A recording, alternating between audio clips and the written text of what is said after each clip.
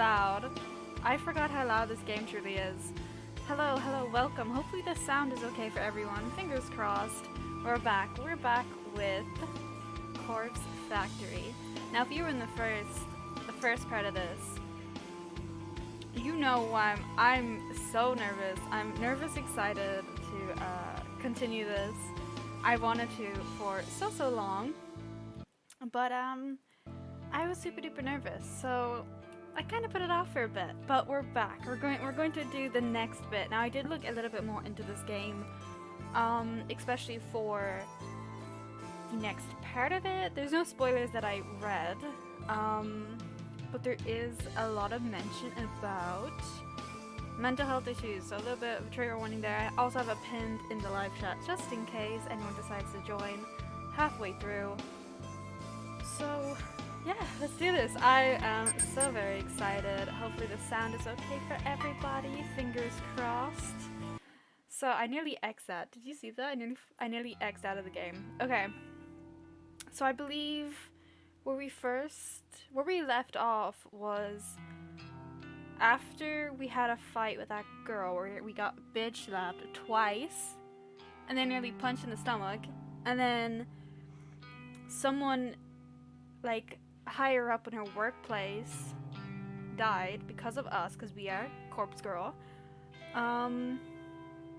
Was there anything else? Oh, and then we had like a massive panic attack in the bathroom in work. Yeah, I think that's everything that's kind of noteworthy that we went through. So let's just go with it. Okay, I'm so nervous. Oh, me too. I'm anxious too. I'm anxious about my piercing just got stuck on my lip. About finding out whether my latest victim has perished.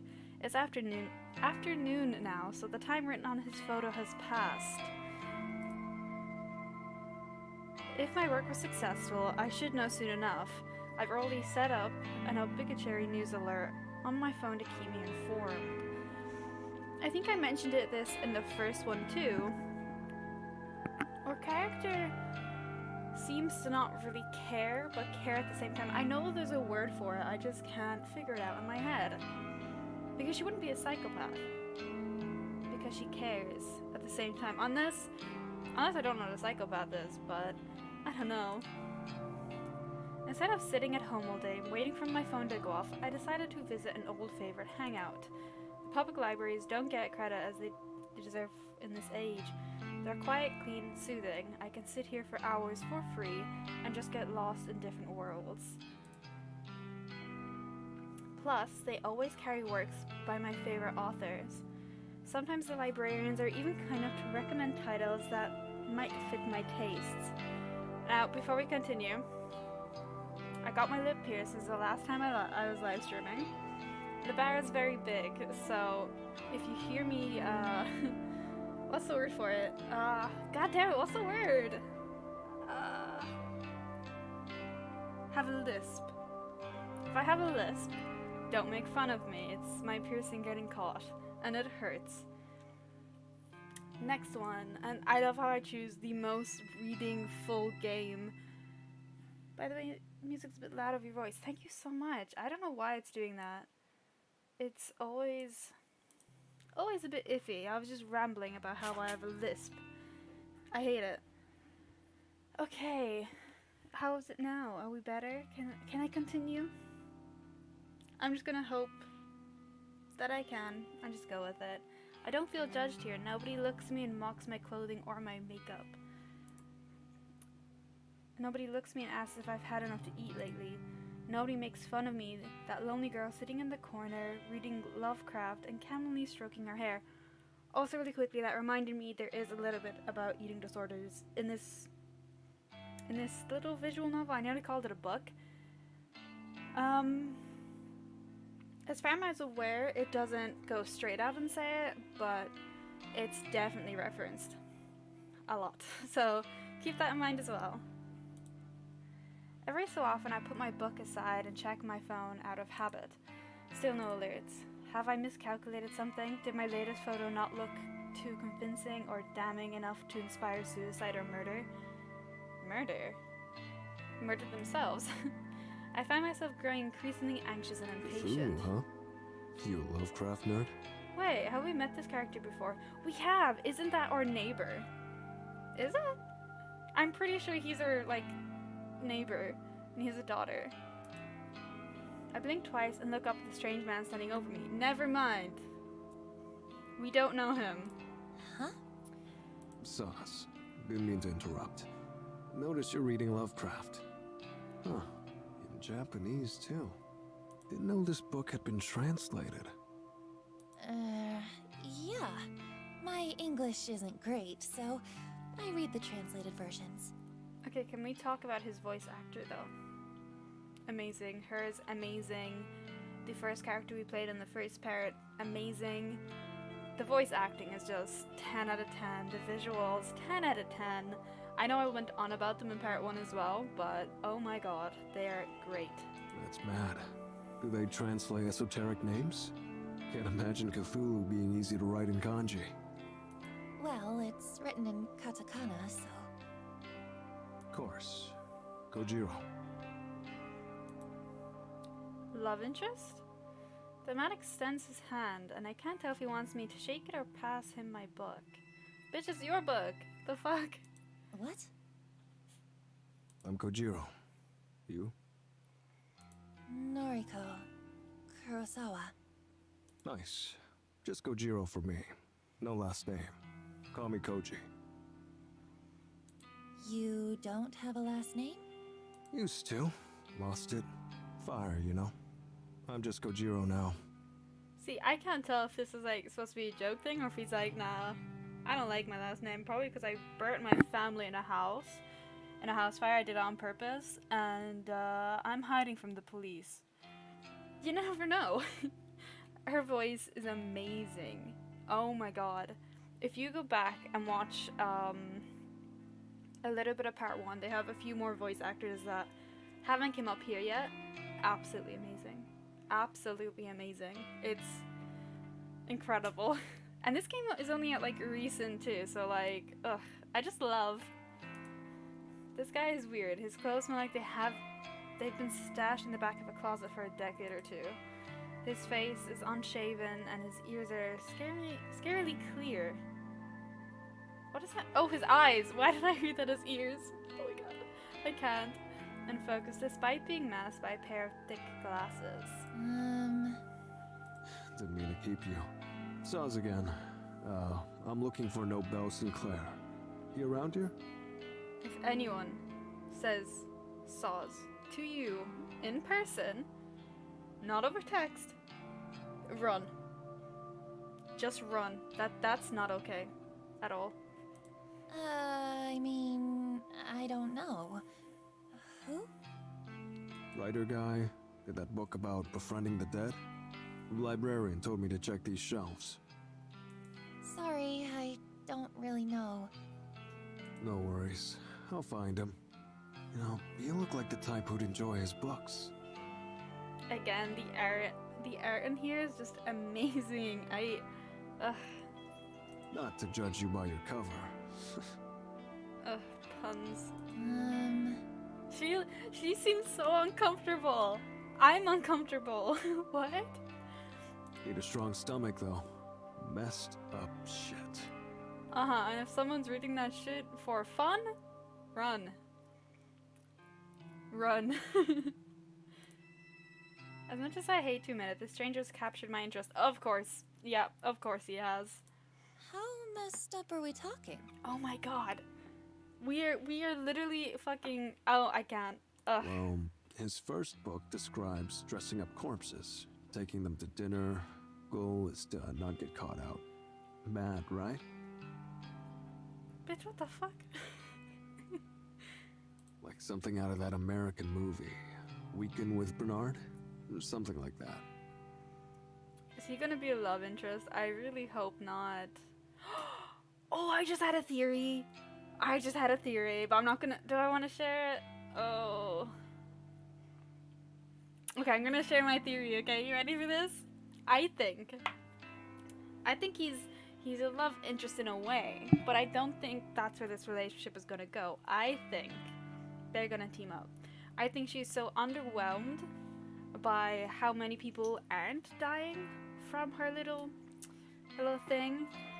So she and him are gonna make a deal. She will make the pictures, right, of these people dying before they're dead, and he's gonna go kill them. He's gonna go kill them. That's my theory. Okay? So if I'm right, I'm gonna scream. Because how can they introduce this messed up person, right? He just happens to be like the same amount of messed up as we are, and not bring it anywhere. Come on. Oh gosh. Okay. Second book goes nuts. Main character fills the school classroom with bodies, all dressed up as students. Runs lectures and records them. What the fuck? Puts them online. Come on, you can't tell me this person isn't fucking insane and would do it. And she likes it. Best part? No one can figure out if these books are fiction. He fucking likes it. Internet says Snowbell Sinclair actually did these things. Says he's doing time now, writing these books as a confession. I don't like how he's looking at me. I feel like I'm about to be dressed up as a corpse and put in a classroom somewhere. Interesting. Right? It's deranged. Makes for a good bedtime reading. Huh. You want noise? Well, of course you are. Yeah, it's gonna happen. It's gonna happen. Oh, dude, if someone approached me and actually said any of this, I wouldn't even run away because I feel like he'd be into that. I'd be like, oh, cool, yeah, I just have to go. I'm just gonna go get some water. But yeah, no, we'll totally finish this conversation and never go back. Never go back. Yeah. You? Yeah, at Koji Koji. Add me if you like. We can talk shop. I'm gonna find Obel. Wish me luck.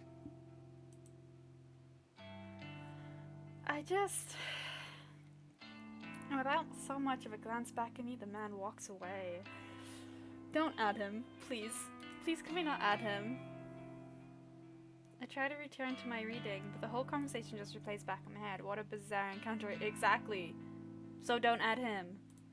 Maybe I'll just head home for today. Being here has helped me calm down, but I'm still eagerly anticipating the fate of my victim. Besides, I have to admit, I'm going a little bit hungry. Maybe, I don't know what that is, a rice ball from the convenience store will tide me over until tomorrow.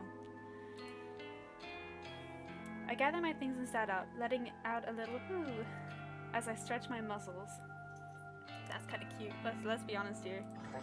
As I head towards the sliding doors to leave the library, a little alert sounds from my phone. Ooh! Is it dead? Is it dead? Is he dead? I'm pretty sure he. Ooh! This is it. My phone in my hands. In less than a second, the screen unlocks. The obituary page loading before my eyes. Article posted today. To basically 40. Keywords found. Mr. Accent. Numerical data range. Image found. Yes. Saturday, May 20.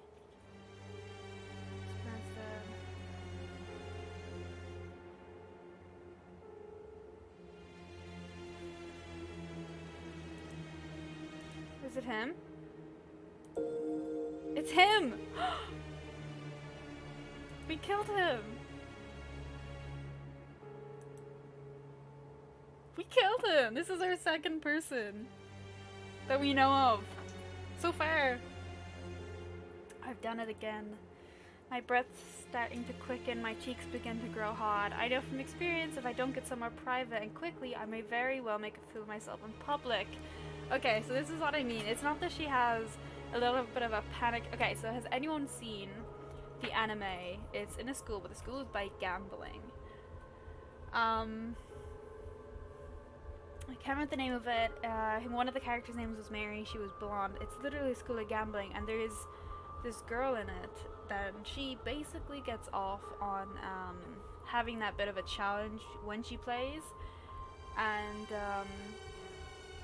our character here is very similar in the sense that when she finds out she has...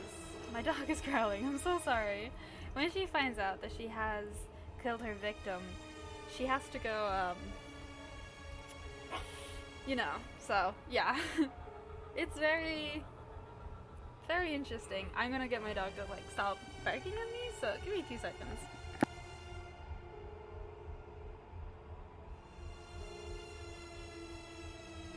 Okay. I quickly glance around the library for a sign pointing to a restroom. As soon as my eyes settle on it, I dash toward it. Swerving between bookshelves through narrow aisles, there's one door for a unisex bathroom. Unremarkable beige portal. My muscles in my thighs are tightening and I squirm as I reach for the door. I feel so uncomfy. My hands grasp the cool metal handle and press down, only to be met with my immovable resistance. It's locked. There's a sign on the door. I notice that I completely ignored in my haste. Closed for cleaning. Shit! I curse despite my best efforts to keep a low profile. My head turns frantically, looking for anywhere I can sit down and remain out of sight while my body reacts erratically to my latest success. I'm so excited. It's not even like a good excitement. I'm just uncomfortable. Like, I don't like that I'm reading this out loud in my house with people home. Oh, you busted? Oh my god. Of course he's here. Of course he's here.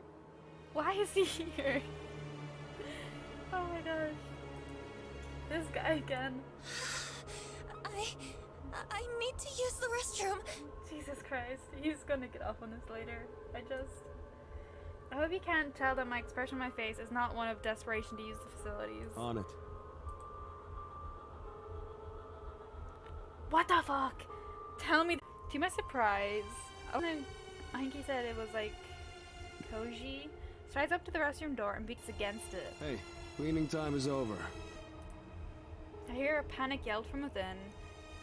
Koji's command, his voice was more than intimidating. Hey, welcome to the stream. How's it going? Within seconds, a terrified old woman emerges. She wheels her cleaning trolley around us, bows quickly, and disappears from sight. All yours. Bad to hold it. Okay. Let's just pause for a second.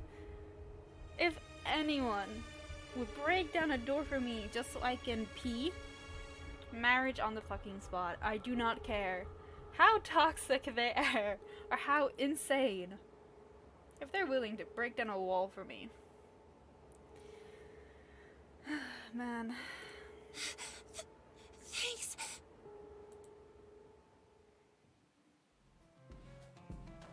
Here we go. I dash past. I can't remember how to pronounce his name. Unable to believe what is happening, I slam the door behind me and slip into the cubicle. As soon as I sit on top of the toilet closed lid, my legs begin to shake uncontrollably. Oh god. I have to lean backwards to steady myself. That could mean anything, but I'm willing to bet I caused his death. After seeing the photo of his dismembered corpse, he might have purposely crashed his car. Or perhaps someone else rammed him with his vehicle, intent on murdering him on behalf of Corpse Girl. I still don't know how my power works. I don't know why these victims end up dead, but the cause of death ultimately doesn't matter. What matters is that Corpse Girl is victorious once more. It's buffering for you? I'm so sorry. It's probably my internet, because my internet's kind of ass today. I find myself panting, squirming, struggling to restrain myself. My vision fogs and my knuckles clench, and with barely a fanfare begin to cool down all of a sudden. And just like that, the overwhelming urge to explode simply flutters away. My breathing regulates, my legs solidify, and the rest firmly on the ground. This experience wasn't nearly as staggering as the last time. Maybe because I was so confident that this victim would die, my body already prepared itself for it. Have I already become desensitized to my ability to wield death itself? I won't pretend I'm not disappointed. That exhilarating feeling I experienced last time, the complete and utter loss of control, it was addicting. I craved experiencing it again.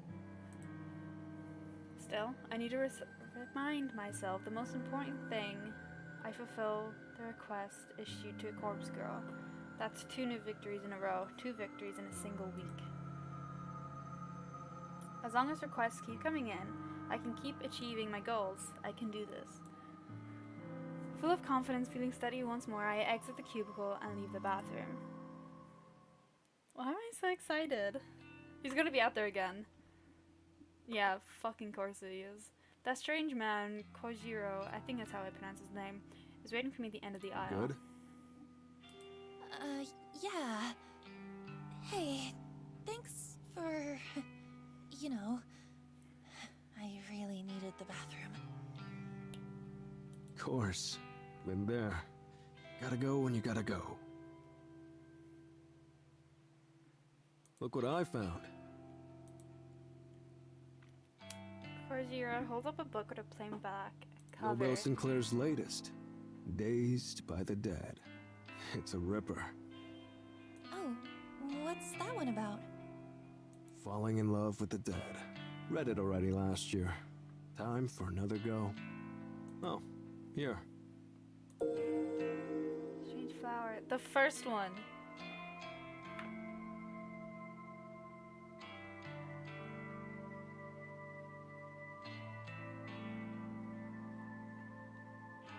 This man is insane. Thank you so much. You're so kind. One thing about voice actors in Japanese games is they make a lot of strange noises. If you yes, I have definitely noticed. 110%. It's very. I hit my mic. I'm so sorry. It's I don't know. They're very expressive. I guess the word. What's this? Sinclair's first ever published work.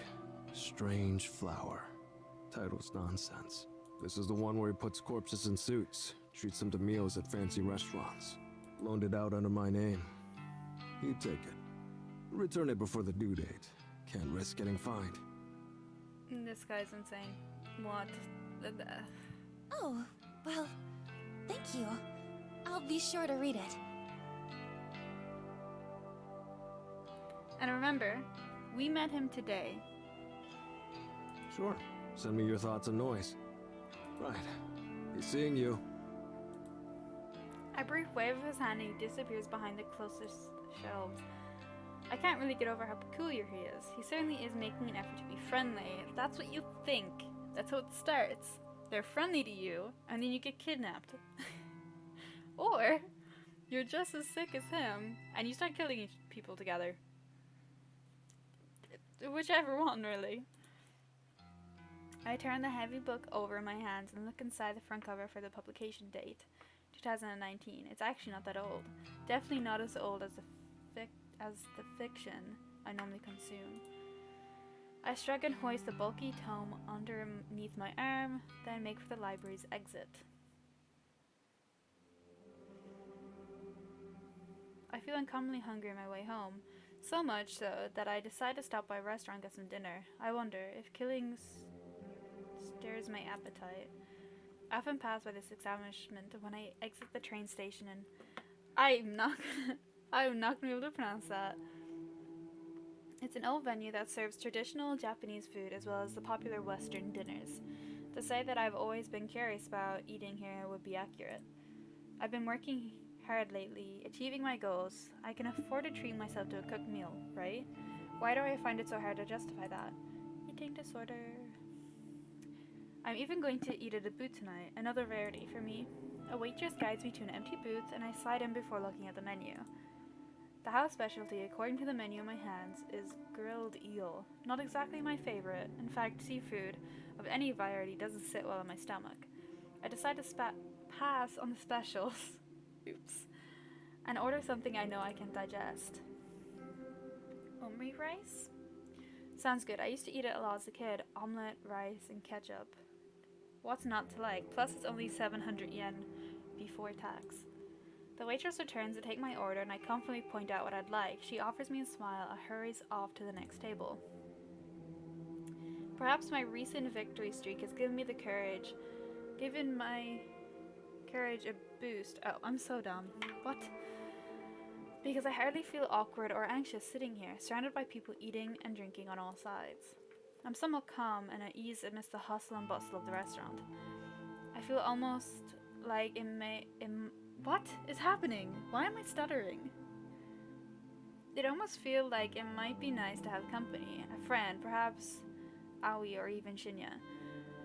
Might be nice to talk to, pass time with. Oh well, in a way I do have some company. I retrieved a book from my handbag. The very same book. I can't pronounce. Every time I try and pronounce his name, I stutter afterwards. Mr. Creepy Guy. We're gonna call him Mr. Creepy Guy because it hurts. And I open up to the first chapter, Strange Flower, an odd, apparently meaningless title. Still, it comes highly recommended by an eccentric stranger, so it must be good. My meal arrives when I'm a few pages into the book. I thank the waitress and look at the before me. It's a struggle. It smells good. It's presented beautifully. I can probably eat at least a quarter of this portion without feeling ill. I pick up a spoon, slice through the middle of the, we're just gonna call it rice, causing a puff of steam to blow up. Billow. What's a billow? I've never seen that before. Throwing caution to the wind, I scoop up a good amount and bring it to my mouth. It's delicious. There's no other words to describe it. The convenience store meals I normally eat can't even compare to something like this. Why am I stuttering? I don't even have a stutter.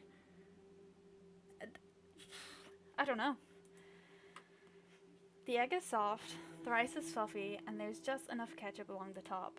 I take a second mouthful, then a third, and I can't help but giggle a little at the thought of myself sitting here eating like a normal person. All the people around me probably think I'm a normal person too.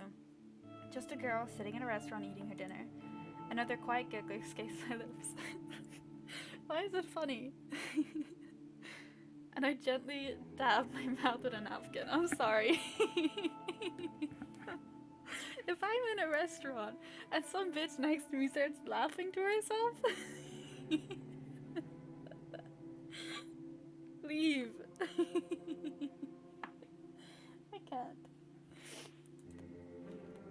I just keep thinking of it. I set my spoon to the side and return the book in front of me. The author of this work certainly is interesting. Nova Sinclair. According to the bio on the inside the front cover, I'm thinking of it again. God. He moved to Japan from overseas at a young age. The book was originally... What the fuck? I just can't get over the fact she's just fucking giggling to herself. I mean... It's not a translation, but even so, the writing style is quite unusual. I can't quite put my finger on what is strange about it. Maybe it's the lack of complex kanji used throughout. Everything is written rather simply in, I can't pronounce it, almost like the intended audience is elementary school kids. But that can't be right. The themes contained within are truly disturbing. Maybe the author just doesn't have the greatest comprehension of writing in Japanese. It's true that a lot of adults have trouble with complex kanji. Professional authors, though, not so much. Anyway, it's not like it matters too much. The book is interesting enough to keep me turning pages. I must be completely absorbed in reading because before I knew it, the waitress is politely letting me know that the restaurant is closing soon. I nod and look at the plate of rice in front of me. The meal has gone cold. I only ate 3 bites still. I'm feeling full, and I really enjoyed what I did eat. I don't even feel any added weight on my hips as I get to my feet. That's definitely a positive thing. I stretch my arms and legs with the book in my bag and offer the waitress some money along with the bill. Bitch is just laughing in a restaurant to herself, I mean. Oh my gosh.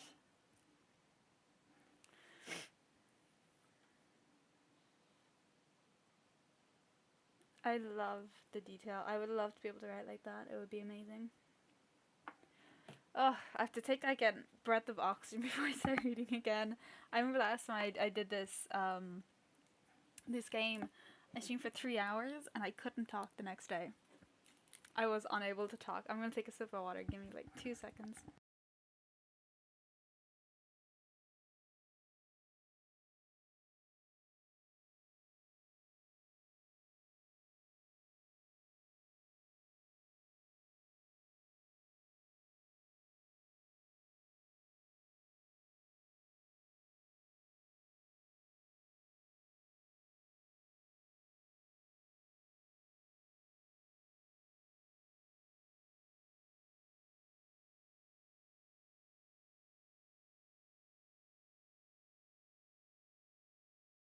Okay, that was good water. Sparkling water just hits different. And I stand by that. Okay. A blast of frigid night air nearly sweeps you off my feet. When I step out of the Oh, why did I think there was a full stop? When I step out of the restaurant, there we go. Gulp. Oh, God.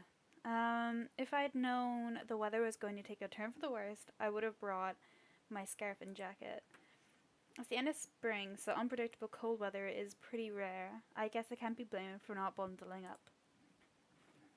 Now I can't speak at all. Anyway, it's not raining, and I'm close to home, so it shouldn't be a problem. I head down the street and watch a few shop owners closing their stores for the night. They don't pay me any mind as I wander by. Oh my god, why can't I speak? I can't even breathe. I keep forgetting to breathe. Breathing? Not me. Oh. My phone bursts to life. It rings out in the quiet night air. I grab it and press it close to my ear for warmth. You love when your phone comes to life. Hello? Aoi? Noriko? Hello. Is this a bad time? She's so cute. Her voice actor too? Amazing. Absolutely amazing.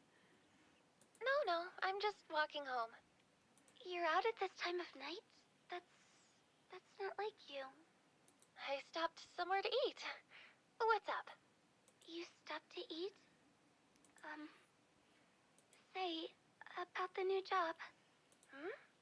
What is it? I spoke to the manager at the maid cafe, but he said I can't quit. Forgetting to breathe. Look. Wait, people don't actually forget to breathe sometimes. What? He said that? Oh, well, it's not up to him. You have every right to quit. Did you tell him you've landed a new job? Yes, I told him. But he said he spent so much time and money training me that if I quit now, he'll treat it as stealing from the company and he'll call the police. That's so fucked. Oh, what a load of crap. Hang on. Are you at the cafe now? Yes, I just finished my shift. We're closing up. We're gonna get him next. We're going for the manager. Hell yeah. I'll be right there. I'm only a minute away anyway. I'm going to give your manager a piece of my mind. No. Just watch me. I'll be right there. I ended the call despite Aoi's objections. I can't believe how furious I am. Aoi finally has an escape route from that god-awful job, and now the manager won't let her quit? That has to be illegal.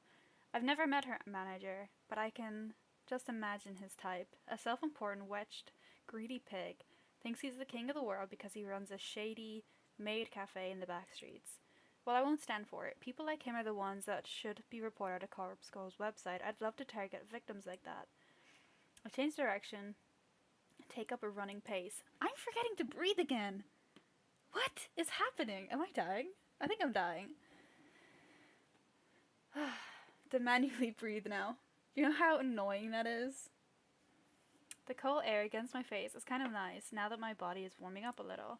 Thankfully, there's hardly anyone around this time of night, so I don't feel particularly embarrassed by running in public.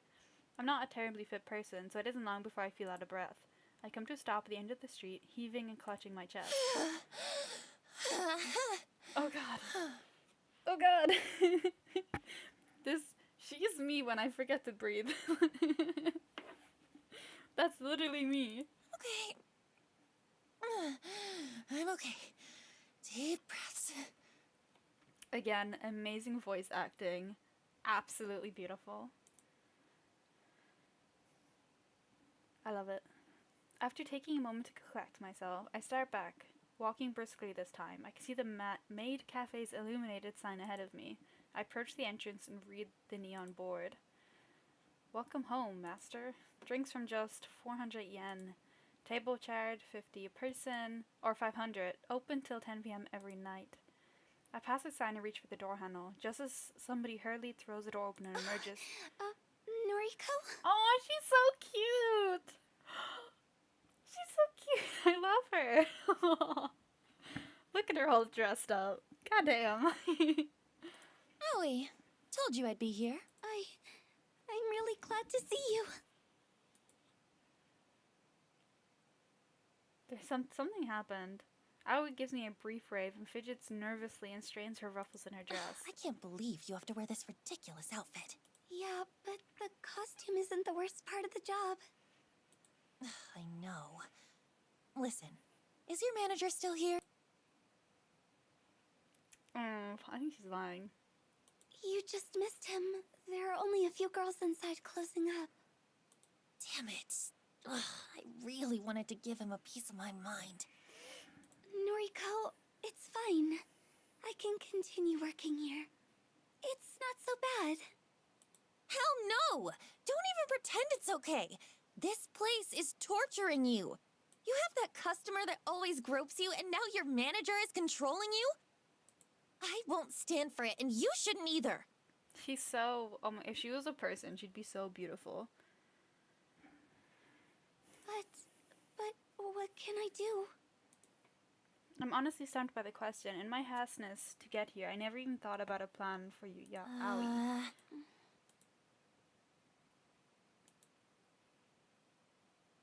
Just not go. Go to your new job. What are they gonna do? Like... I just want to grab her, hug her, and tell her everything's gonna be okay. So why can't I? Aoi. I know you don't feel like it, but... you're the strongest girl I know. All the shit you've dealt with over the years... all the shit you're still dealing with... you're brave, whether you know it or not.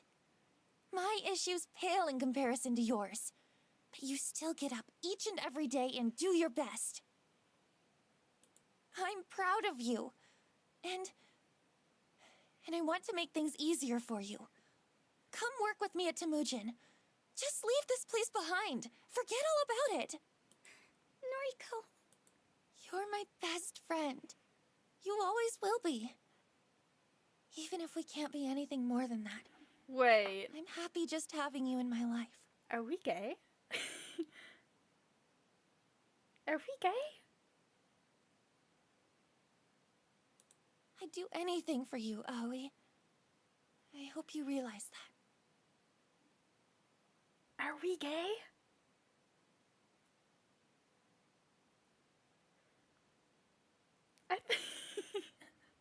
Wait.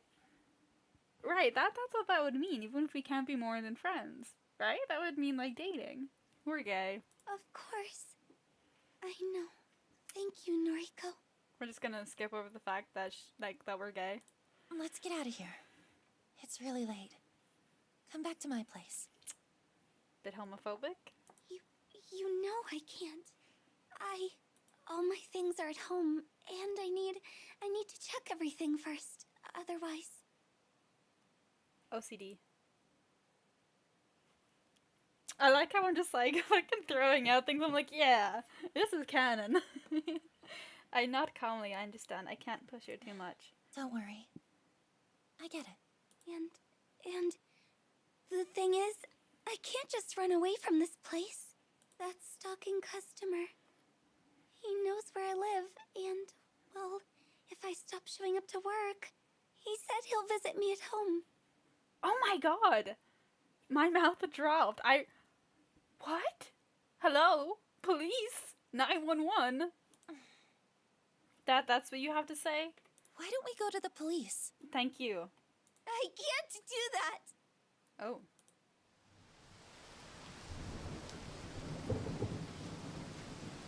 What the fuck is going on? I can't get him in trouble. I just can't. Oh no, I think we're gonna have a trigger warning coming up. Oof. Howie, what? What is he? He's... Emily. Oh no. Oh no. Oh god.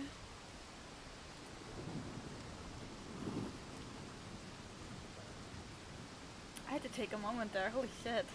A gust of wind blows down the narrow street, causing my hair to whip wildly in my face. I brush out of my eyes and mouth, only to see Aoi standing there, her head down. The stalker. He's... Emily? I could never bring myself to tell you. But Surely you must have wondered why I've put up with it for so long. I don't know what to say. I'm stunned. You're putting up with it because you don't want him arrested. Yes. If he goes to prison, the rest of my family will disown me. And What the fuck? I'll truly have no one. That's so fucked. I'm sorry, but if like one of your fucking kids is saying that another family member has like done something, what the fuck? This is making me angry. I can't even make jokes right now. You have me. You know what I mean. I'm just going to go home for tonight. Thanks for coming out to see me, Noriko.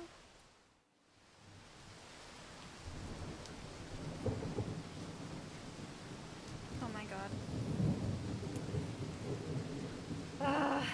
This just, man, I don't even know what to say about this. Aoi turns on her heel and strolls away, the click-clack of her shoes against the wet pavement echoing through the street. Aoi. She doesn't hear me breathe her name and she disappears into the darkness. That poor girl. There has to be something I can do.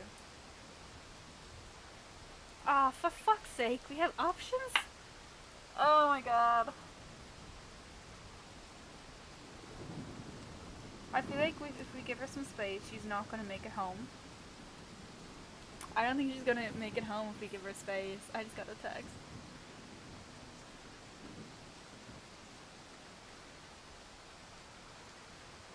I don't know what to do.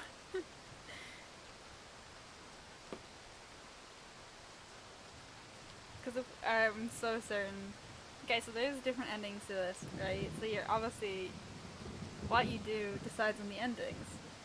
And I feel like if we give her space, she's not gonna make it home, and our ending is gonna be Aoi dies. But if we go after her, again, it's that we can't push her. Now, why is it we can't push her? That's the thing that's... Oh my god. So, she needs... Okay, so we go after her? Yeah, we agreeing on that we're going after Aoi? Okay, okay. I can't let it go. I'm so scared. I can't wait to replay this and get a different ending. If anyone's interested in seeing different endings, please let me know. I'm dying to know what would happen if she actually does die if we leave her alone. I can't just let her walk away, as sad and helpless as she is. My legs lurch forward of their own volition, propelling my body through the soaking, rain-soaked street. Aoi! Aoi, come back! My shout echoes in the night, the weightless words falling to the air like the very rain that patters against my face.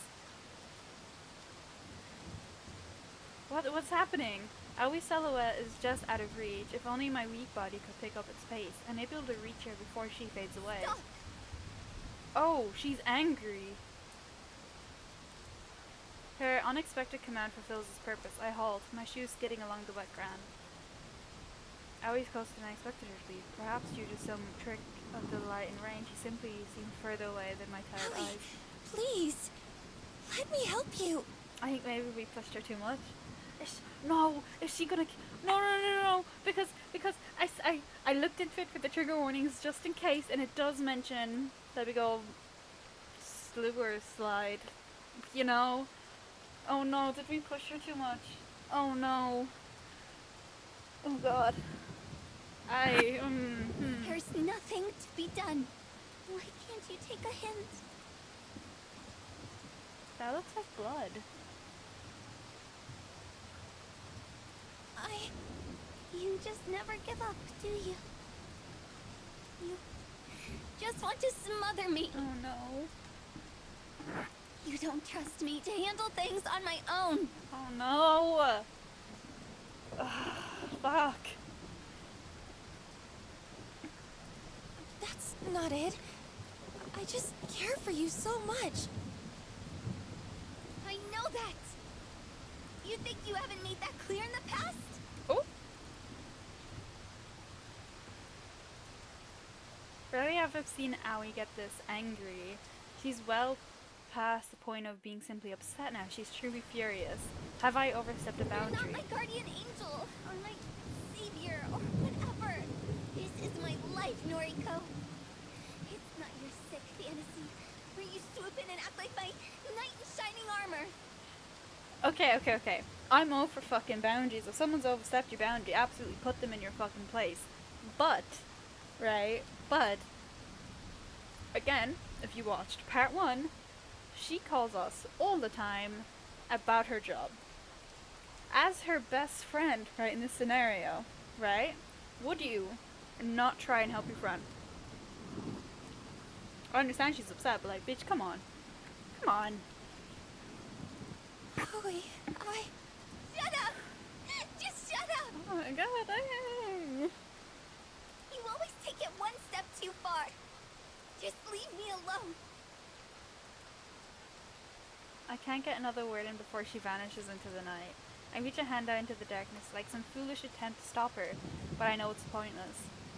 She made her thoughts perfectly clear. She doesn't need or want my help. Even if she cares for me, she doesn't love me in the same way I love her. We're gay! We're gay! Sorry. I don't think she ever will. We're fucking gay, I knew it. Oh my god, we're gay! I had a bit of a jump scare there. Oh my god. I need to take a minute to relax. Oh my gosh. I sigh and look up at the thick cloak of clouds above. The rain continues to fall. Oh my god. Look at us, gay bitch. Sunday. Oh my god, it's getting warm in here. God damn, I didn't know this would be gay. It doesn't say anything about this in Steam. Not that I'm complaining. We love a gay story. If she's dead, oh no, I think we're gonna find out that she died or some shit. I wonder what the right option was. I really want to go back and try again. I should have saved beforehand. Oh, that would have been great. Today drags on and on, since I don't work weekends. I never really know what to do with myself during my free time. The library yesterday was nice, but I don't want to hang out there again today. So far, I spent the day simply reading at home, brewing the occasional cup of tea to stave off my hunger. I keep checking my phone, but Aoi hasn't replied to any of my texts. Even when I call, she lets it go to voicemail. I don't even have any new requests to attend to. I was hoping I would get at least one this weekend to help occupy my time. To take a break from reading Strange Flower, I decided to browse through noise and see what's happening in my social circle. Though I'm not close to any of these people I'm connected to, say for Aoi, reading through their posts anyway lifts my mood. Rather annoyingly, the first post I come across is from Tomoe. 9 minutes ago. Bitches be tripping if they think they gonna steal my man. What the fuck? We thick as thieves. You getting lucky tonight. Ugh. That hoping sounded British. No. Stop it. Stop. I garbled the post by as is accompanied by a photo of her and Shinra getting cozy together. Shinra looks more than a little nervous. I'd be willing to bet that Tomoe is the first girl he's ever snuggled like this. I can't quite figure out why she's so interested in him, or why he fits into her for that matter. At first I thought Tomoe was just trying to bug me, to annoy me by pursuing someone she thought I wanted. But surely this is taking it too far, right? Haven't I made it clear I just don't care? So much reading. As for Shinra, maybe that boy really isn't the blow-up doll look. I guess I understand him less than I'd originally thought. I noticed I've been frowning while looking at Tomoe's post, so I decided to slam my finger down on the thumbs down button. Oh. What did we do? A little text box below the post now reads, Noriko Kawasa disliked this. My frown breaks as I smirk. Oh, we're not that bad. It feels somewhat satisfying to publicly dislike Tomoe's post. I can imagine Tomoe's face going tomato red when she reads that notification. With a little giggle, I stroll past the post and keep browsing my feed. As expected, it doesn't take long to find a post from Shinra himself. It's out of character for him, but actually not posting about criminal cases and detective work for once.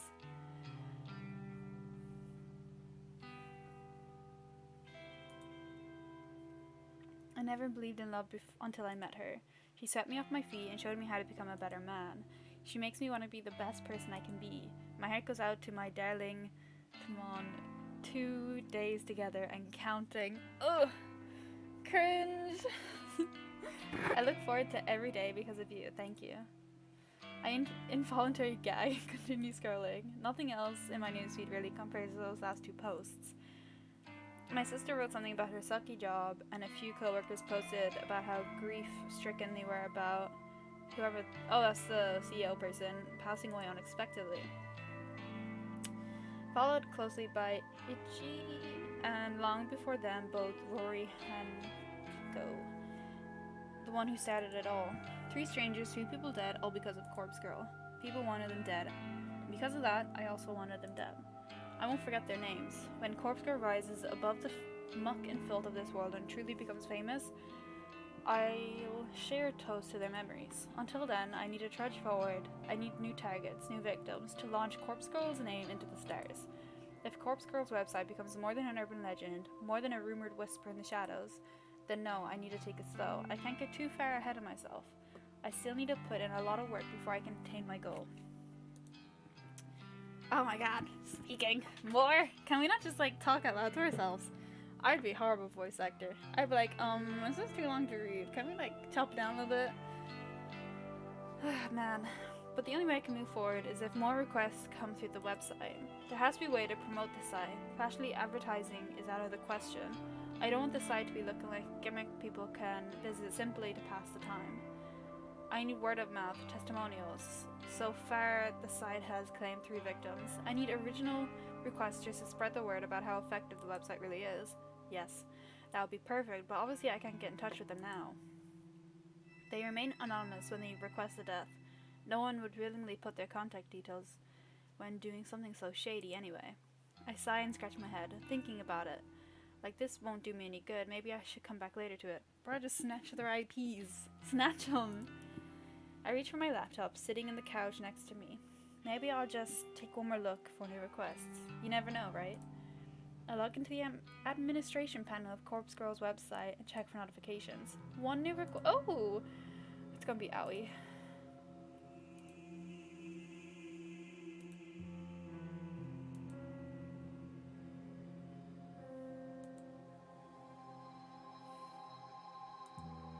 My heart begins to race downloads on my computer. It's gonna be us! I'm excited about the prospect of working on new requests for the rest of the— It's gonna be us. Feel the poor sucker reader has succumbed. What? What the fuck? It was Aoi.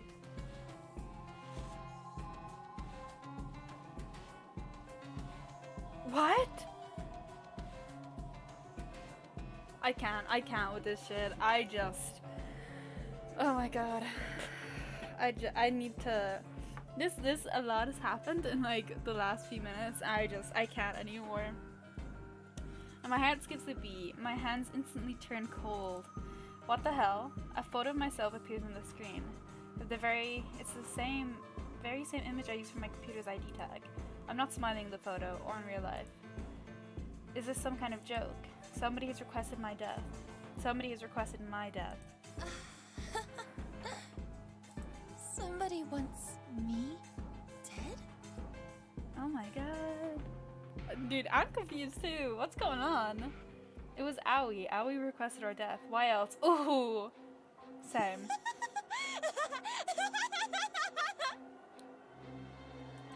I can't believe it! It finally happened! Bitch, what the fuck?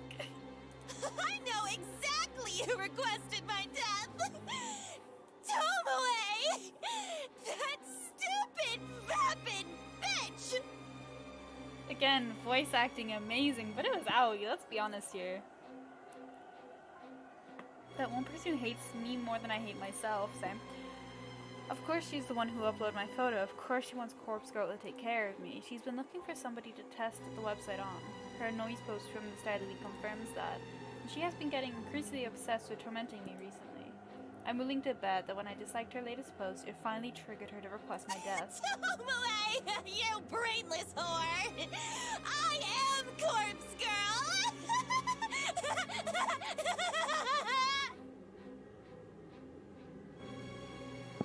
Literally, goddamn. In a fit of manic laughter, I set up work dismembering my photo. I'm gonna make my corpse so realistic that she'll think she really succeeded in getting me killed. And then, when her guard down... Oh my god. What the fuck?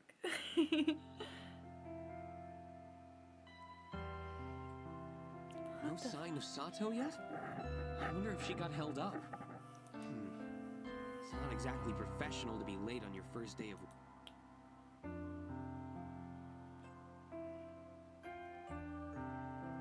I'm still taken back at, like, that little fucking episode she had.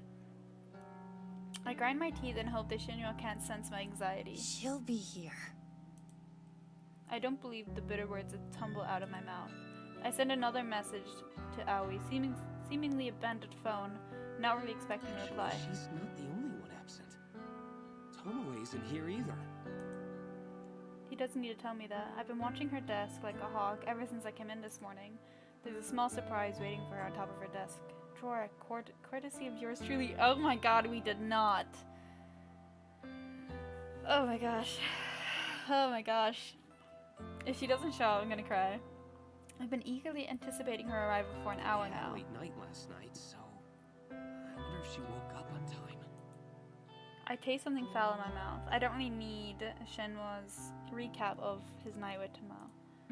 Don't you have work to do? Of course. I need to... He looks 5. His vocal thoughts trail off as he wanders away. I return my focus to the keyboard in front of me. As I type, letters scroll across my screen. My screen, seemingly slower than usual. No, Aoi, no Tomoe. What the fuck is that? My bottle dropped. The static drone of the office environment is just as loud as ever, but without those two here, something feels off. Aoi shouldn't be missing her first day of work. And say what you want about Tomoe, at the very least, she's punctual. For her to be late is very unusual. Kurosawa, a word, if you please. Oh, we're in trouble. A sharp, or soft but sharp voice snaps me out of my thoughts. I look up and find a middle-aged woman standing over me, one hand beckoning me in an intimidating fashion.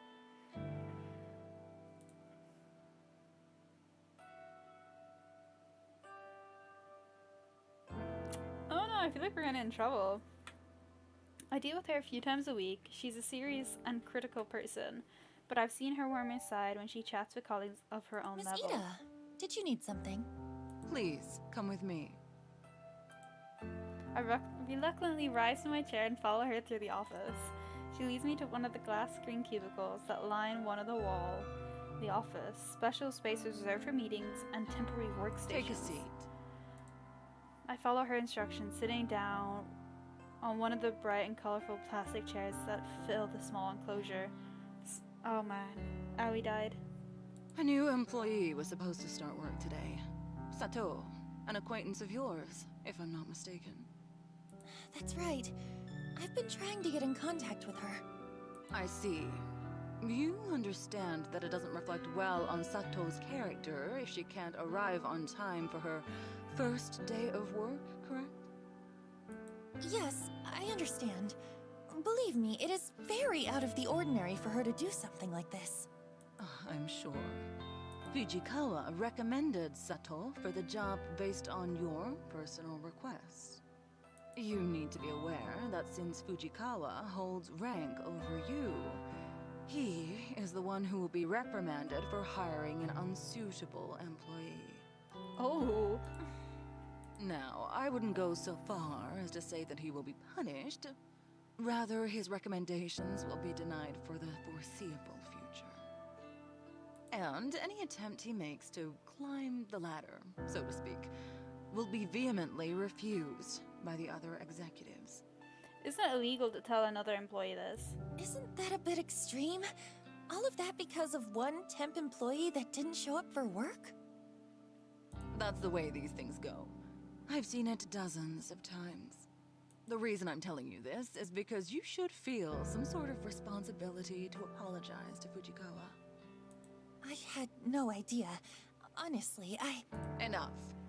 This isn't an open discussion. Apologize to Fujikawa, and see if he will find it in his heart to forgive you. And please advise him to seek employment elsewhere. I don't foresee his career with us flourishing anytime soon. That's so fucked. Oh That's all. man. Abruptly exits the cubicle, leaving me alone sitting in this stupid looking green plastic chair. I take some time to compose my thoughts before also walking out. I don't know what to say to Shinwa. I don't even know if I should say anything. Surely Kamino is a bit extreme and effectively halting Shinwa's career. I can't pronounce that. This is all because I recommended Aoi for the job. I feel like an idiot, but how was I to know that Aoi would prove unreliable? And still, it's far too extreme. It's out of line. Something else is at play here. I can feel it.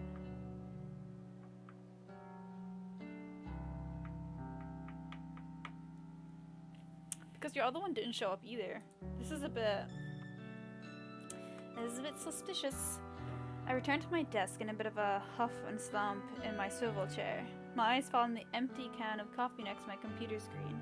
I begin to wish I purchased more than one this morning. Glancing over to the top of my screen, I see that Timon still hasn't arrived.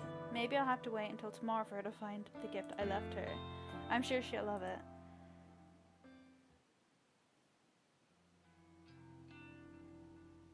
Is she dead? I have a feeling she's dead. Maybe guilt got to her. I don't enjoy my walk home through the park this evening as much as I normally do. There are too many things weighing on my mind. Aoi, Timon, Shinya, and Kamotoi. Why is it I'm increasingly finding myself drawn into office drama? I don't want to deal with any of it. I just want to pursue my own goals. Working at the office is a means to an end, a way to keep a roof over my head and have the money to achieve Corpse Girl's ambitions. If I could quit, I would, but I can't. Not just yet. I wonder if I could monetize Corpse Girl's services. Users could pay a fee to request a death. Or I could even just accept donations. But then I get the sinking feeling that asking for money will reduce the amount of requests I get. The number of requests coming in is already depressingly low. If I reduce any further, I'd be in trouble. Ooh. As I draw closer to my apartment building, my phone cries out for attention. I bring it to my ear with a swift hand. Aoi? Noriko. Ugh, this bitch again. What's the deal? I've been trying to get in touch with you all day. I'm sorry. I'm so sorry. I couldn't bring myself to come into the office. Yeah, well, I gathered that. Tell me why. You know, just the stuff I normally have to deal with. For real? What are we talking about here? Stalkers? Or your own battles? I left the apartment twice. I really did. But I had to go back inside each time because it didn't feel right. Oh, she has OCD. I had to check a few things and then check again, and in the end, I gave up and laid in bed. I must have fallen asleep because when I looked at the time, it was already late. I sigh angrily and hope Aoi doesn't hear me. Alright. It sounds like you had a rough day. I'm sorry, but the situation isn't great. I don't think they'll be happy with you if you come in tomorrow. If I were you, I'd write a polite letter of resignation and just forget about the job. Shinya's been kind of thrown under the bus because of this. Shinya? Why? I'm not too sure myself. Since he got you the job, I suppose he was somewhat responsible for you. But because you didn't come in, it sounds like his career's in real jeopardy. Oh God. Oh no! Take a breath. You didn't know something like this would happen. I didn't either. I think this one exec has it out for him or something because it's too much of an overreaction. I can't believe it. I never wanted to cost him his job. I know. You didn't mean for this to happen. Look, I'll try and smooth things out a little. I'll talk to Sheena tomorrow. You need to look after yourself right now, okay? Promise me you'll just take it easy tonight and relax. Okay. Forget this ever happened. Noriko will look after everything. As usual. Thank you, Noriko. Okay. Get some rest.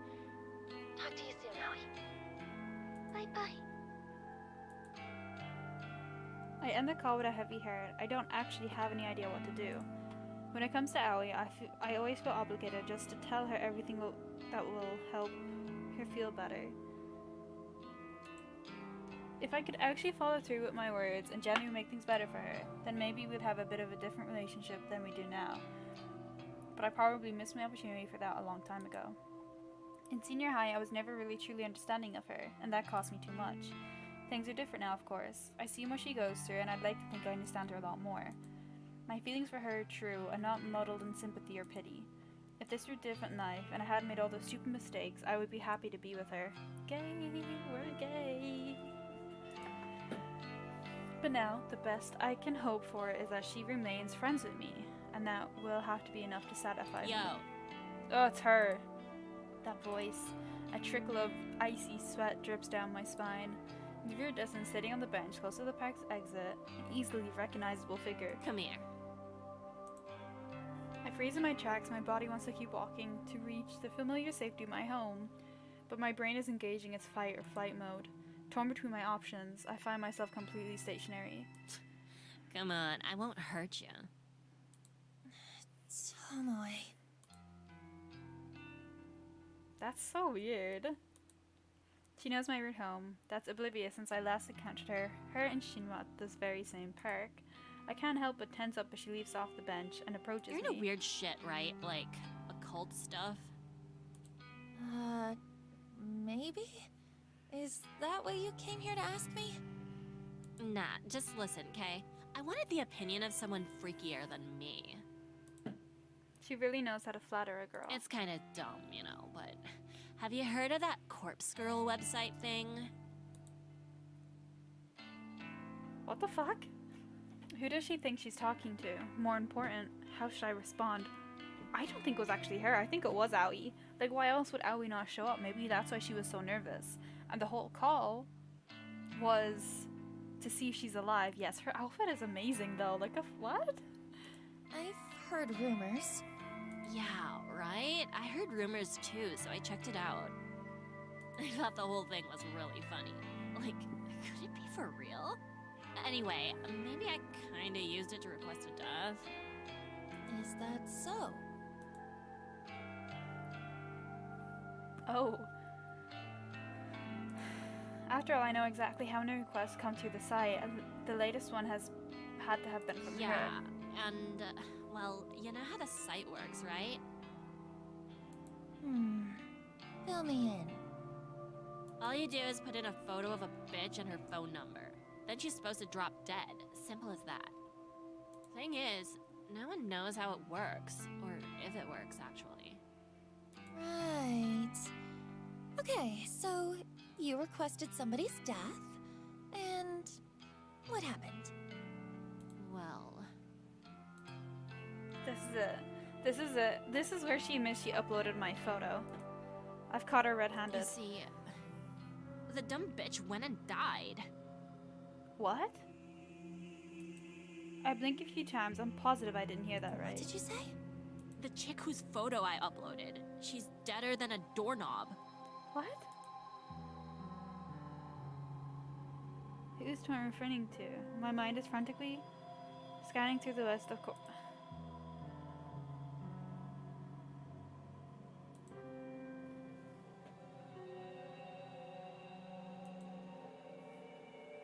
Oh, what is happening? That leads me to believe that only person Tomoe could be thinking about was her. Or has someone else died? Someone I never found out about. That's impossible. I've been through the search for results of my work. The only victim that... What? It was Aoi! It was Aoi! I take a deep breath, swallow hard, and open my mouth. Tomoe, what you're saying is really serious. Are you sure this person died? Yep, no doubt. And that's what I wanted to talk to you about. If you're good with this occult junk, how do you think she died from a website? Do you reckon my request really killed her? Cause I don't really want this shit on my conscience, you know? I What don't the know fuck? what to say. Come on. I was only really joking around with the website. Didn't think for a second that it could really work. Bruh. But now, this bitch is cold in the ground, and I can't sleep at night. Keeping Shinya close is the only thing making me calm lately. Tomoe seems to be showing a little remorse, which I didn't think she had in her. If she thought the website was a joke, then fair enough. It's only natural she wanted to play around a bit with it. But then again, I'm kind of offended that she figured the whole thing was fake. Corpse Girls worked too damn hard to be considered a joke. But I want to get to the bottom of this. I need to find out whose death I requested. But more importantly, the question of who requested my own death remains unanswered. Tomoe, what's the name of the person you requested to die? Her name? Oh, you might know her. It was that skank from our office, Akane Tsurumaki. Oh my god. Sure enough, she's well and truly dead, and Tomoe isn't wrong, believing that the website killed.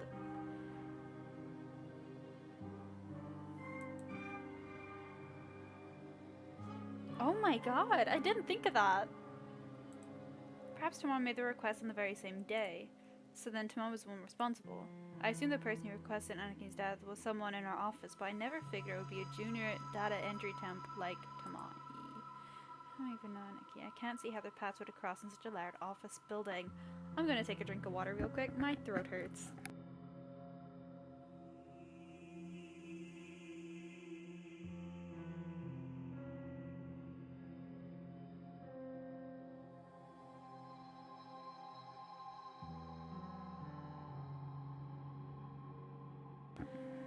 Good god, I'm getting invested. Yo, Psycho, you in there?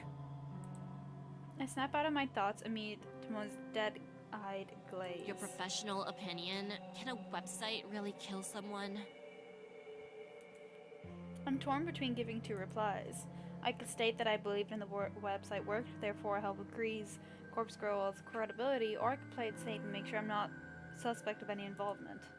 The coward I am, I decided to play it safe. No, absolutely not. A website can't kill someone. Yeah, I figured. Guess it's just a coincidence that she died. You reckon I'm not guilty then? I didn't really want the bitch dead anyway. I was just mucking around. Yeah, you're not guilty. Thank God. That's a real weight off my elbows, you know? It's shoulders, but... I sure as shit won't mess around with sites like that again, though. I'm gonna play it real straight from now on. I gotta get my life together. I got a man to look after now. Ugh, Right, well, good luck with that. this bitch. I need to get home. All I want is to get back and figure out who the hell uploaded a photo of me to the website. My mind is reeling, but I'm not in the right headspace to listen to Tomoe's drivel any Hey. longer. For what it's worth, which ain't much. Thanks. Thanks for putting my mind at ease. Hmm. I know we ain't always seen eye to eye, and... well, nah. That's about it for now. For a fleeting moment, I imagined she was about to apologize for assaulting me last week. That possibility disappeared from my mind almost as soon as it appeared. See you tomorrow. She waves almost sheeply and wanders back through the park in the direction I came from. We still have the picture in her desk. Right, time to go home. I can't relax until I know who requested my death. If it wasn't Tomoe, then the situation could be a lot more serious than I originally thought. If it wasn't because my petty scrambles with her, then someone really wants me dead. Who? Hello, the picture in her desk. Ugh, same. I can't sleep. It must be past 3 a.m. Countless hours have passed since I started trying to figure out who requested my death. I've run through every possible candidate and their potential reasons 1,000 times. I've replayed every encounter I've ever had with every person I've ever met. and I'm drawing a blank. I don't know who wants me dead. I'm not so vain to think that everyone likes me, but I'm sure hell a lot of people don't like me very much at all. But does anyone not like me enough to want me dead? To nominate me for a corpse girl to claim me as her prey? I take little solace in the fact that my life isn't actually in danger. Corpse girl's victims are only brought low by my hand. Though my convictions are as strong, I never refuse a request. Taking my own life is absolutely out of the question.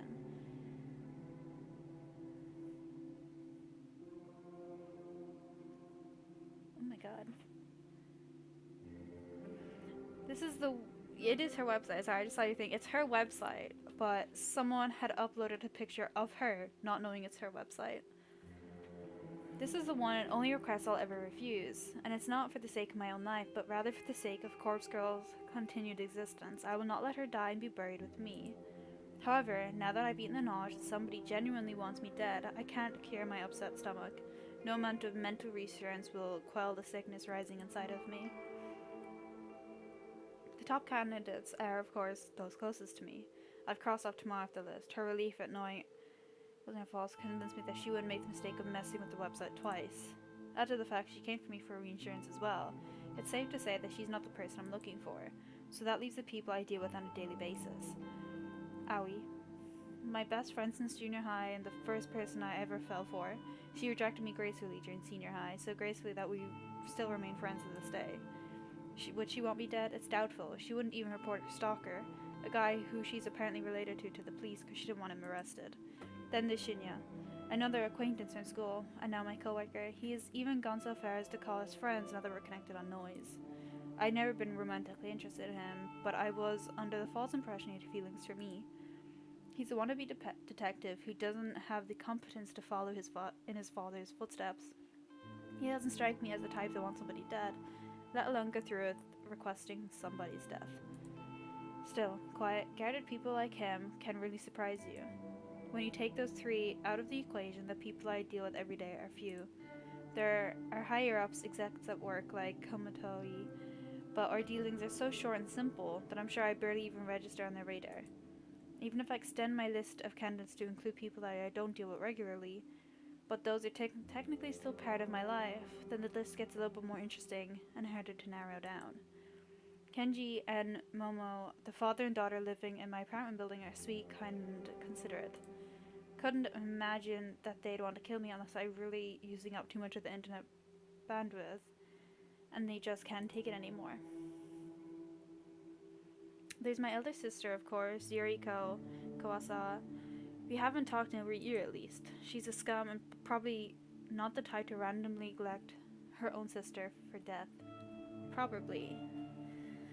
Well then, with it being her, surely she could see who visited the website. No. So the whole website is completely anonymous. You can go on there and no one knows. 110% anonymous. I don't know if that's actually how it works. Again, there could be the use of VPNs, but in this world, it's completely anonymous. There's no way to see who it is. At all. She's on parole. So what the fuck? I'm dying. So I have to believe she wouldn't do anything to jeopardize her freedom. Then there's Mother. Anasuna. She's simply not in a position to submit my details to Corpse Girl's website. My struggling brain can't think of anyone else currently in my life. I have a very small social circle, it's true, and all the people that fill my noise news feed has already been named on this list are from such a small, long time part of my life that they wouldn't even remember my existence anymore. And then suddenly, without warning, a face pops into mind with startling clarity. That guy from the library. With no surname. He was bizarre, eccentric, didn't seem like the type of person that gets outside much. Kind of like me, I suppose. His eyes were so clear it was unnerving. They see eyes at the window to the soul, but I couldn't see anything of substance through his lenses. Goddamn. Ooh. Out of everyone I've mentally listed, it seems like the person most capable of taking someone's life, that's a based opinion, based on little to no knowledge of him. It's just the impression he gives. However, I have to ask myself, would he want me dead? Me, a person he met one time at a library? In addition, the photo of me that was uploaded to my website was from this place, her workplace. It's the very same picture I wear on my ID tag. How would have Kojiro have accessed it? If he was going to upload a picture of me, he would have found my noise profile and used an image from one of my albums. There aren't too many photos of me on there, but there are definitely enough to identify me. The guy's suspicious, but I don't think he's the one I'm looking for. Yet, I can't get his face out of my mind. Ooh, exciting! On a whim, I snatch up my phone from beside me and unlock the screen. The bright light shines like a beacon in the darkness and blinds me, and I squint to navigate the noise app. Oh, we never added him. I can remember it. It'll save me the hassle of having to look through hundreds of profiles with the same name just to find him. What is it? Kojiro, not too simple. I remember it. I start to type different variants until an auto-predicted result pops up. That's the one. I tap the result and instantly arrive at his profile. The info in his About Me section is pretty vague. Just judging by the display photo, I'm certain this is the right guy. Oh my gosh. Just your average guy. Ugh, cringe. Taking my days one at a time. Introvert. Antisocial, anti-establishment, anti-everything. I like peanut butter though. What the fuck? I scroll through his feed and see he hasn't posted anything for quite some time. His most recent post is from about a year ago, and it's just an updated version of his display picture where he has cropped out a woman's face and body so the focus is on just him. I open up direct message and start typing. Look at that profile picture. This girl. Is he gonna reply straight away? Since it's past 3 AM, I'm not expecting a reply until I instantly receive a message in response. Miss Girl! Oh my god. It's 3 o'clock in the morning. That's a booty call. Oh my gosh. Are we booty calling him? He replied so quickly. I saw and gathered the nerve to ask him what's on my mind. Oh? Oh! Is he ignoring me? Then? Yes. Bruh, can you type? Can you type?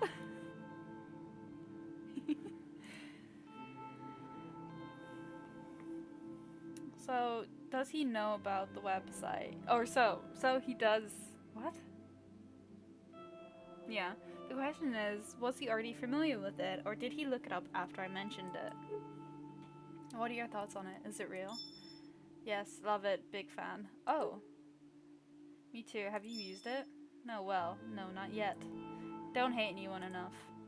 It's hard to get a sense of his emotion through his replies. I can't tell if he's being sincere or not. Wait, have you used it? Tell me. Tell me the details. Does it work?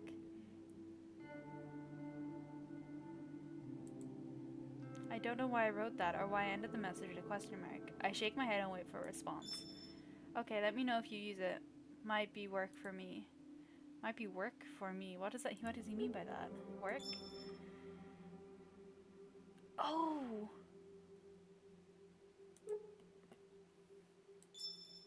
Hospital morgue, storage, and disposal. He works at a morgue. I noticed a strange smell in his clothes when we met, and now it makes sense. I gag a little to suppress the urge to vomit. So if someone dies, he gets sent to you, even for like suicides or murders? Yes, all sorts. Worst are crash victims. Have to mix and match limbs. Have you ever received a victim of Corpse Girl's website? Impossible to know, maybe. Who can I say? Have a name?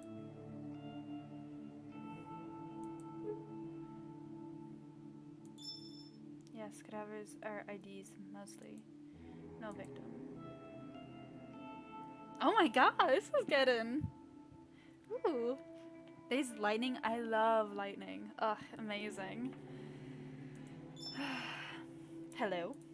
I can look up now at work.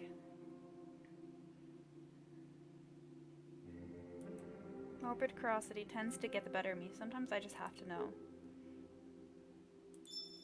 Okay, 1 second. No, correct spelling? Got an M.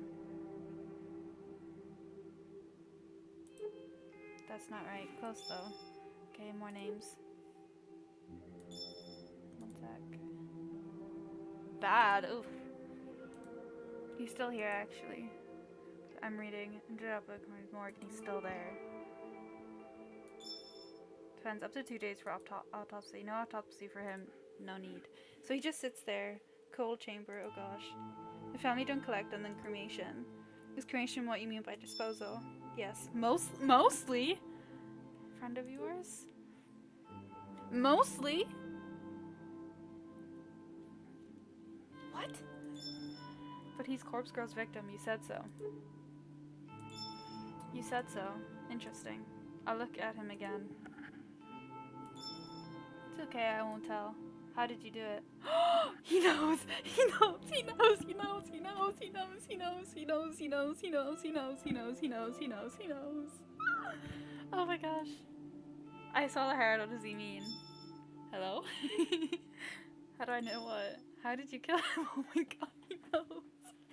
I need to, just in case, I just gotta, oh my god, he knows. Oh my god. Oh shit. I've messed up, he knows.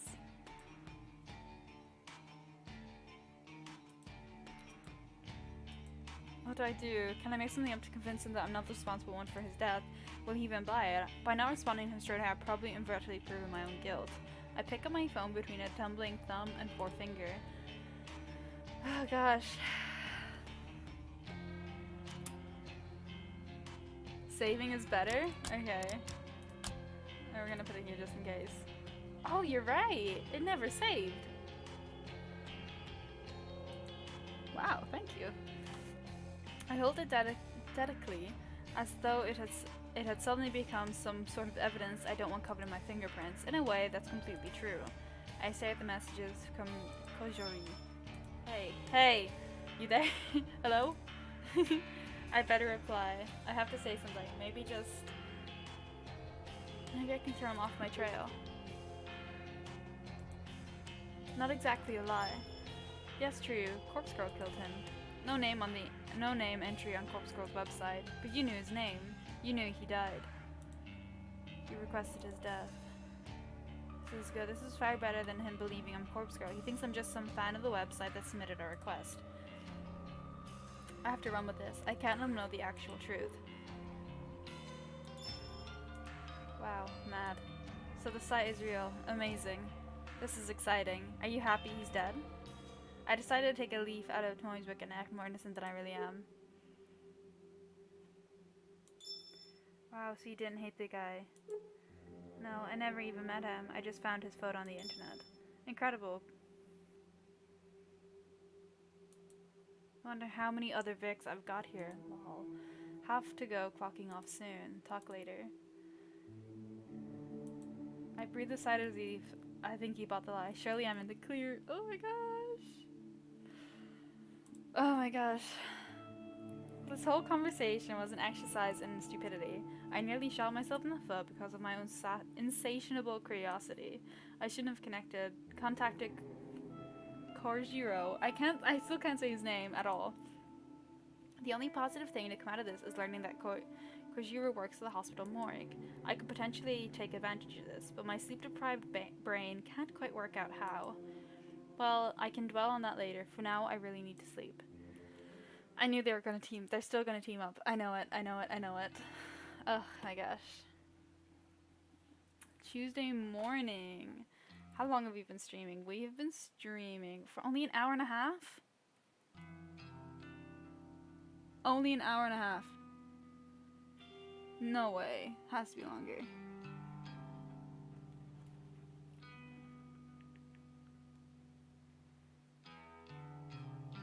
That's insane. Give me 2 seconds.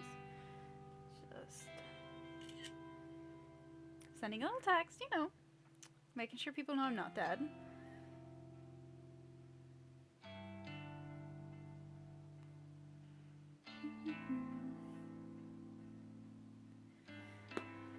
Oh gosh. Only an hour and a half. I can't get over that. It feels so much longer. My alarm erupts with a shrieking scream and scares me awake. My eyes don't open immediately. Instead, I find myself tossing and turning, trying to bury my face in the pillow. I can't have more than 2 hours of sleep, but now it's already time to get up and go for work. How the hell am I going to function today? I drag my heavy body from the bed and slide into a pair of slippers resting on the floor. With a yawn and stretch, I leave my bedroom. I stand in the kitchenette connected to the living room for a few moments, completely absent-minded. I open the refrigerator and stare blankly at the dismissal contents. A small tub of peach yogurt sits on the top shelf, and a half-empty jug of oolong tea rests at the bottom. I grab the yogurt and peel off the lid. Without even fetching a spoon, I simply pour a little into my mouth. I consume about half of the tiny portion and wipe my mouth before throwing the leftovers in a trash can. That would be enough to spike my energy for the morning. When you normally run on an empty stomach, any amount of calories can work as a pick-me-up. I make a mental note to collect 2 or 3 cans of coffee from the convenience store on my way to work. They should carry me through the rest of the day. The rest of the early morning is spent applying makeup and getting dressed. I'm out the door the same time any other day. Oh my gosh. He hasn't even texted us back. We still have the thing in her drawer. So, to stop myself from nodding off at my desk as I decide to rearrange my personal effects, having something to focus on is a great way to fight off sleep. Unlike the other employees here, I don't tend to keep too much on my workspace, yet it still manages to feel cluttered somehow.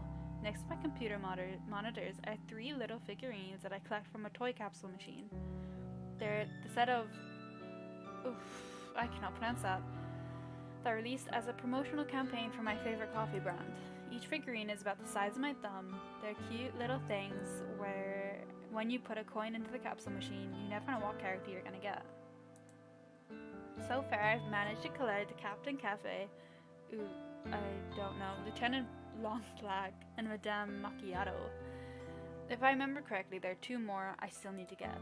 But the capsule machines seem to be so out of ratio now because they've been replaced with a different series of toys. If I ever want to collect the remaining figurines, I probably have to buy them online. Oh well, I'm not super invested in owning all of them. I give each tiny figure a bit of a dusting and set them back up next to my monitor, so they're all standing straight and facing forward. Satisfied that they're tidy, I look through the small tray of drawers that sit next to each other on the other side of my monitor. Jesus, why can I not, speak? I mainly just store papers and office memos in them. They're not really big enough to hold anything much larger than documents. I rummage through the drawers and discard a few old notices that aren't relevant anymore. When I'm done, I file away a couple of loose papers that have been fluttering around my desk for the last week. With that complete, I straighten my keyboard so it's parallel with my mousepad. I give the keyboard a thorough dusting and then lean back in my chair to admire my work. The desk looks so much nicer now. A clean workspace invites a clear state of mind, or so my coworkers would have me believe. Maybe I'll buy into that a little bit now, that I can see the effects for myself. The corner of my eye...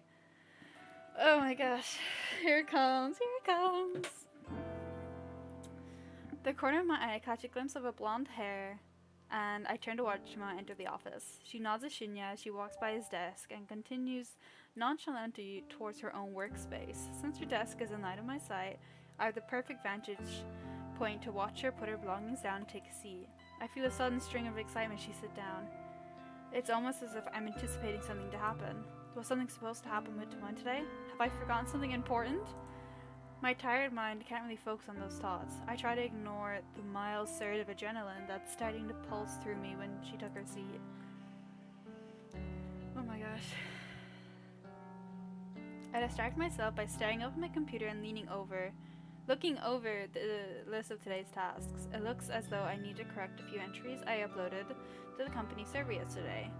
In my previously distracted state, it was possible that I made a few typographical essay errors. Sorry, I thought did no one else see them move? I swear to God, I saw something move up here. Am I crazy? I don't know. That's fair enough. I'll get to work on correcting the data. I open up a few programs and listen to the whirling of my computer tower, nearly drowning out the clamor of the office environment. The next sound I hear is the clips of noise on the computer, and the office completely What? The next sound I hear eclipses the noise of the computer and the office, completely and absolute. Oh, yes! Okay, I'm getting it now.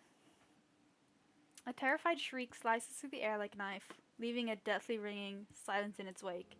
I scramble to my feet, purely out of instinct, scanning for the source of the scream. I don't have to look very far before my eyes fall upon a distressed Tomoe, kneeling on the floor, clutching her face. She's on the ground next to her desk, staring down unblinkingly, her fingers white from strain of clawing at her own head. Oh my gosh.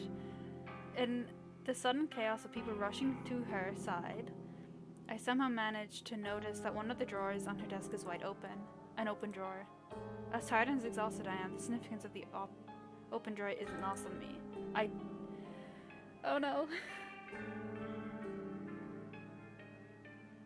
Oh my gosh. I'm scared. How is she supposed to, like, I don't know.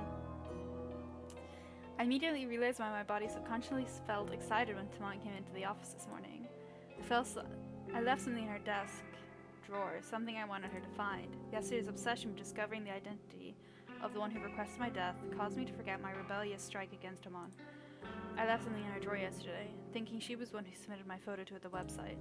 Then she didn't come to work, and it completely slipped my mind.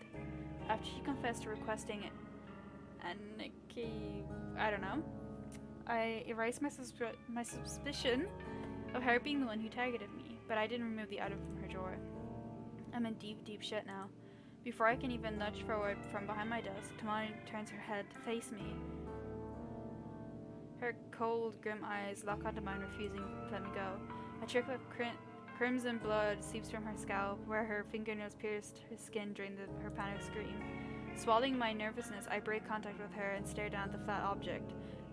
That was the focus of her outcry. A familiar photograph. Print. Oh my gosh, I'm so scared. Are we gonna pretend like,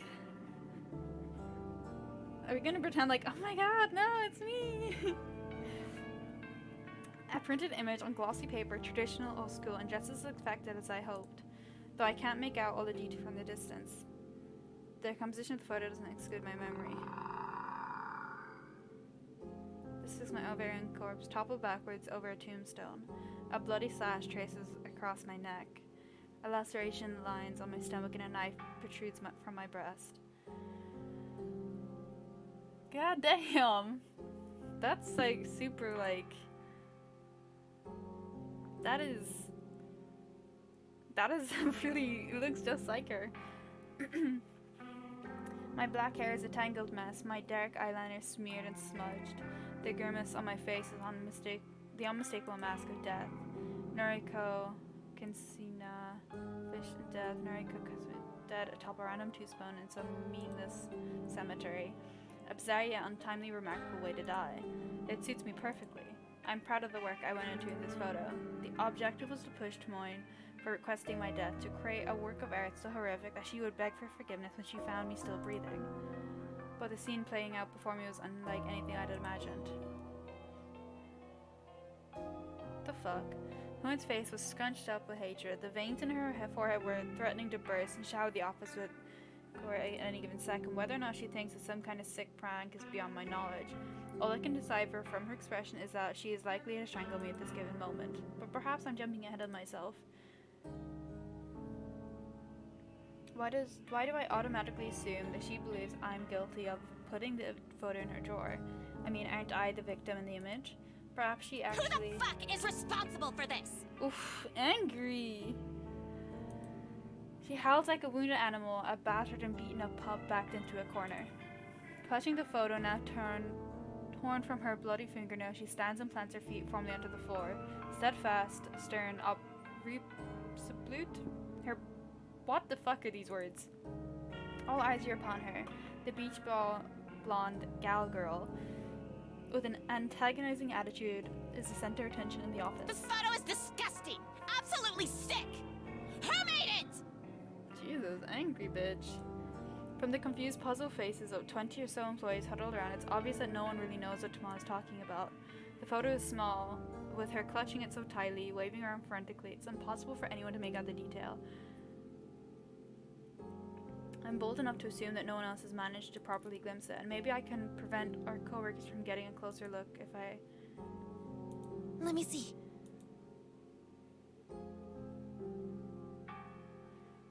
gosh. Timon aggressively thrusts the photo towards me. I take a cursory look at it and gasp loudly to add credibility to my acting. Adopting a fake countenance of shock, I grab Tomoe by the shoulder and pull her close to me. I bow my head against her so we can stand ultimately in the middle of the crowd, forehead to forehead, our eyes fixated on one another. I hope my beating heart isn't loud enough for Tomoe to notice we stand against each other. I whisper softly, my pulse quickening as I try to make my words sound urgent and confident rather than broken and anxious. Come with me. I need to talk to you. Ooh, what's happening? I'm so excited.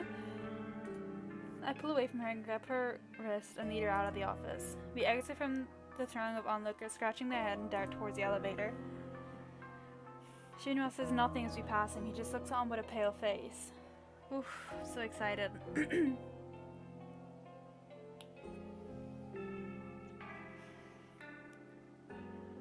I don't know, oof. The elevator ride down is silent, awkward, and eventually the doors opened revealed the grand lobby. We wave between the scattered couches and sculptures, making a frantic dash for the exit. We finally emerge outside into the brisk morning air. Okay, so I am going to be that person, right? And I'm gonna leave it as a little bit of a cliffhanger. I want to know what's being said. I need to know what they're gonna say. But we gotta give, everyone a little thing to come back to. Okay? So I hope I saved it. I don't believe myself. Just in case. Just in case. Okay. Oh, it changed! It changed! It changed! Look, I called it! It was different at the start. It was different. They're going to work together. I knew it. And this, I'm guessing this is like, whatchamacallit? I'm guessing it like collects the endings you got. What's the gallery like?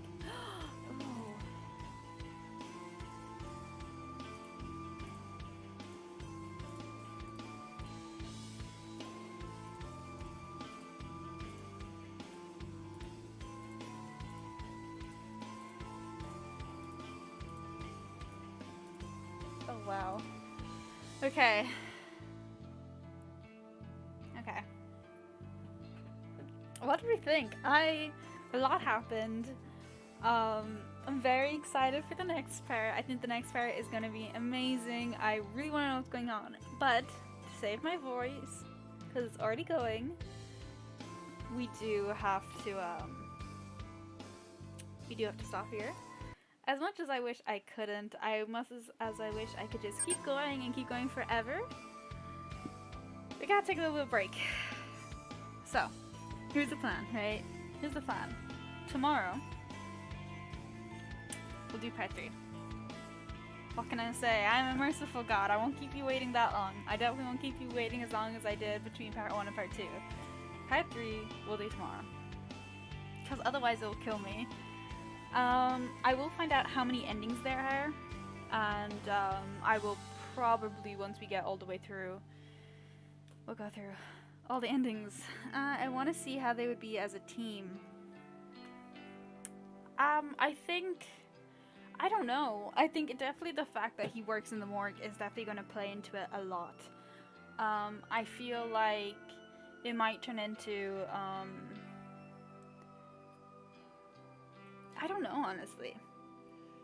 I don't know, because my original idea was that he would kill as well. But now I don't see that happening, like, whatsoever. So, I don't know. It's an interesting one. So, yeah, very excited. Voice is going, as you can tell. So, I'm going to go take the fattest sup of water, and I'm going to skedaddle. If you liked this, you should definitely come back tomorrow, because we're doing this again tomorrow. If you subscribed in this stream, or if you've never seen me before, hi. I know I didn't introduce myself whatsoever, but that's okay. It happens to the best of us. Anyway, thank you so much for watching. If you did enjoy this, make sure you subscribe to my channel. You get notifications every time I upload, every time I do anything, and of course join my Discord, or I'll cry myself to sleep. Thank you. And thank you, of course, Kyle, because you have literally been here all the time. We love it. We love the support, and you're my Discord server, so you're automatically better than everyone else. Anyway, goodbye, and I shall